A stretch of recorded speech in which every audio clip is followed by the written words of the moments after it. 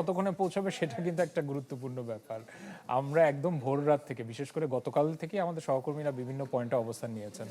ভোর থেকেই আমরা লাইভে, এবং আমরাও দেখানোর চেষ্টা করছি, আমরাও অপেক্ষা করছি যে পরবর্তী প্রক্রিয়াগুলো বা কর্মসূচি কি কি হবে, যেন দর্শকরা আমাদের মাধ্যমে চ্যানেল 24-এর পর্দায় সবশেষ দেখতে পান।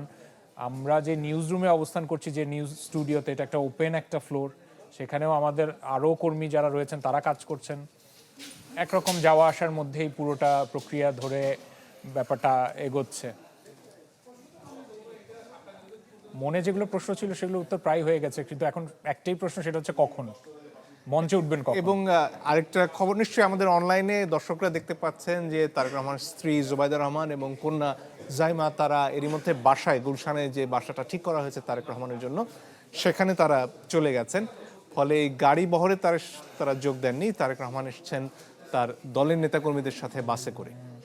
আর এটা ছাড়া তারেক রহমান ঢাকায় অবতরণ করার মধ্য দিয়ে প্রতিক্রিয়াও লক্ষ্য করা গেছে। প্রধান উপদেষ্টার প্রেস সচিব তিনি যেমন বলেছেন যে তারেক রহমানের আগমনে রাজনৈতিক শূন্যতা পূরণ হবে, এরকম তিনি মন্তব্য করেছেন। এটা ছাড়া কিন্তু তারেক রহমান যখন আমরা দেখেছি ভিভিআইপি লাউঞ্জে যখন বিশ্রামে ছিলেন, তখন গণমাধ্যমের সূত্র বলছে যে সে সময় তিনি ঢাকায় অবতরণ করে প্রধান উপদেষ্টার সাথে ফোন আলাপ করেছেন, তিনি ফোন করেছেন তার সাথে, হয়তো একটা সংক্ষেপে একটা ফোন কল সম্পন্ন করেছেন তার সাথে। এবং সামাজিক যোগাযোগ মাধ্যমে দেখছিলাম জামাতের আমিরের তরফ থেকেও তারেক রহমান এবং তার পরিবারকে দেশে স্বাগত জানানো হয়েছে।